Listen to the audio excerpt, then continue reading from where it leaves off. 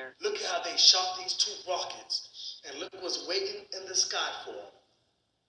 It is a UFO, a UAP, whatever you want to call it, and it disarmed both of the rockets, and it takes off. What? Wait, what's going on here? Look at how they shot these two rockets, and look what's waiting in the sky for them. It is a UFO, a UAP, whatever you want to call it, and it disarmed both of the rockets, and it takes off. What? All right, Shalom. This is Ariel Ben Yasharallah, Diana Lions Den Kelp. First and foremost, I want to give our praise, honor, and glory to the Father, and to the Son, in the Paleo Hebrew tongue. Call Halayim La, Yahweh Bahasham, Yahweh Shai Bahasham Ha, Racha Kodash Ma'amath. A double honors to the elders and apostles, Great Millstone, who rule well and teach well. A double honor to my elder as well, Diana Lions Den Camp, Ahar One Ben Yasharallah. And a sincere water to the Akim, the Akwathim, and the Banyim, the brothers, the sisters, and the children who push in truth and believe it with sincerity, the water and Shalom. Salaki for not having on my garment. I'm doing a walk to work. I want to just do this lesson real quick before I went to work today. The video you saw was of a chariot, possible chariot. You know, it could have been another missile, whatever. But me myself, I believe that was a chariot because of the way it was acting. Because no other man-made object is going to do something like that to neutralize those missiles like that. All right, the Iron Dome ain't that strong. But I'm gonna go ahead with my first scripture. This is Numbers chapter 14, verse 14. It says, "And they will tell it to the inhabitants of this land, for they have heard that thou, Lord Yahweh, art among this people." All right, and that's ultimately what's gonna be found out. Is everybody's going to understand who the Lord's people are, the so-called Negro, Latinos, and Native Americans that the Bible speaks of, okay? And you're also going to have some people who don't look like the so-called Negroes, Latinos, and Native Americans, but their spirit goes back to such. All right, the spirit goes back to the lineage of Abraham, of Isaac, and of Jacob, okay? But, and that's why all this is happening in the world. Not specifically for the sake of Jacob, for Israel, but primarily for the sake of Yahushua, so his kingdom may come. But continue. This people that thou, Lord Yahweh, art seen face to face, that thy cloud standeth over them. All right, and that cloud is the chariots. All right, the object that they just saw would neutralize those two missiles. Neutralize them and then take off. Neutralize and then take off. Hit and run. Boom, boom. He didn't even hit him. He just ran. All right. It was a beautiful spectacle. Beautiful spectacle. What's up, squirrel? Standeth over them. All right, and the Salakia. The account that it's talking about right now in Numbers is during Exodus. Salakia had technical difficulties, but the account that is talking about right there is in Egypt. All right, face to face standeth over them, that thou goest before them by daytime in a pillar of a cloud, and in a pillar of fire by night. And we can see the pillar of fire aspect. I should say the fire aspect of that chariot right there. All right, it didn't come in the form of a pillar of fire, but it came in the form of an orb of fire. All right, let me go next scripture. Damn. All right, this is Deuteronomy chapter 1, verse 33. It says, "Who went in the way before you to search out a place to pitch your tents in fire by night, to show you by what way ye should go in a cloud by day." And that's showing the helping hand of Yahweh Hashem Yahushua, literally the helping hand. When our people were in the wilderness, when our people were running away from persecution at the hands of the Egyptians, all right, Yahweh Hashem Yahushua had clouds, okay, over us, had a cloud over us, all right, that was helping us in the daytime and helping us at the nighttime. All right, and that's a beautiful thing to have a helping hand by the creator of the heavens and the earth, Yahweh Hashem Yahweh Shah. Beautiful, beautiful thing. All right, in the video that we saw, that's just a tenth of the power of Yahweh Hashem Yahweh Shah. There's going to be much more marvelous works to be done by his hands. Let me get my next scripture. All right, this is Psalms chapter 78, verse 14. It says, in the daytime also he led them with a cloud, and all the night with the light of fire. Con. And all these scriptures I'm bringing out are all pretty much going into the account with the chariot that brought us out of Egypt. And there's so many more verses, all right, with chariots from different times and occurrences throughout the building of Yahweh, the building of Yahweh Hashem Yahweh Shah's nation, Israel. All right. There's a lot many more accounts, but I'm bringing out the accounts just by Exodus, because that was such a marvelous thing, and that's what ultimately stamped how should I say? That was the God dang. So for what World War II was for America, all right, you know, them being looked at as that hegemony around the world with the 2 nukes on Japan, that's how Israel was in the world. All right. Not only did they escape slavery from Egypt, which everybody thought was, you know, the strongest, well, not everybody thought, but everybody knew was the strongest nation at the time. Not only did you escape their hand from captivity, but your Lord also destroyed them, you know? So that was a huge stepping stone. That was a huge turning page in history. All right, and that page is going to be turned again, because everyone has forgotten about that. Everyone remembers it, but they don't acknowledge it entirely. You know. So let me get my next scripture, so like it rambling. All right, Shalom. So like I didn't get to finish the lesson before I went into work, so I'm finishing it now. Lord willing, before some of the brothers come, we do a sit down. But this is 1 Corinthians chapter 10, verse 1. It's like chapter 1, verse 10. It's like 1 Corinthians chapter 10, verse 1.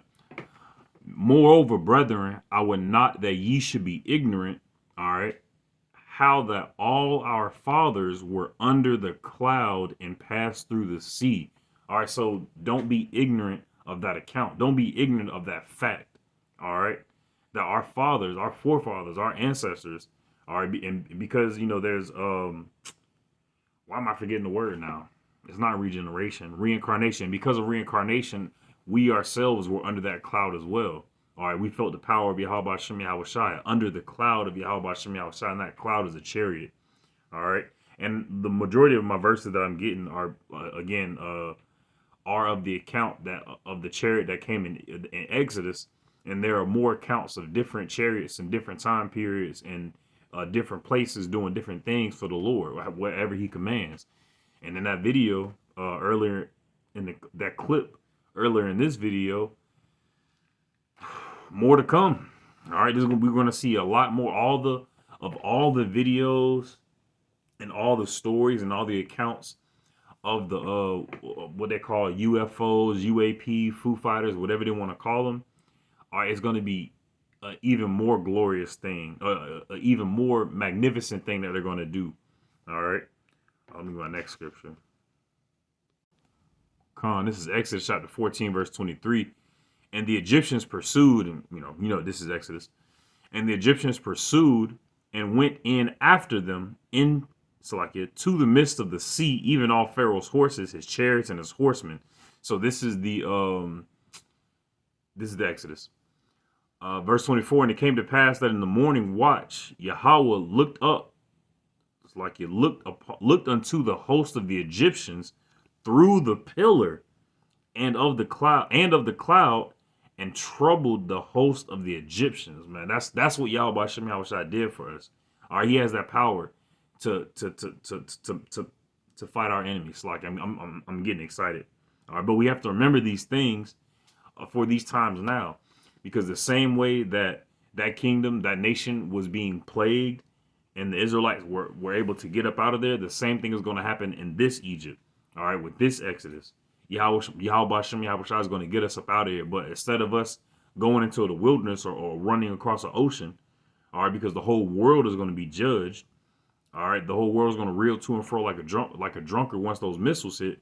Yahweh Shai is going to take his elect and simply take them off the earth.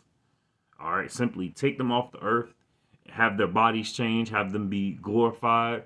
It'll be a whole graduation ceremony while everybody on the earth is living in the judgment of Yahweh Shai. Now understanding the power of Yahweh Shai, but they won't know him as Yahweh Shai. They're going to know him as Allah Shadja. All right, that demon-like power. They go, oh, where's this coming from? There's so many UAPs they took up all the black people. You know, well, they won't say that. They'll say they took up everybody, but because so-called Negroes, Latinos, and Native Americans are the Israelites, but you're going to have some people who don't look like the so-called Negroes, Latinos, and Native Americans.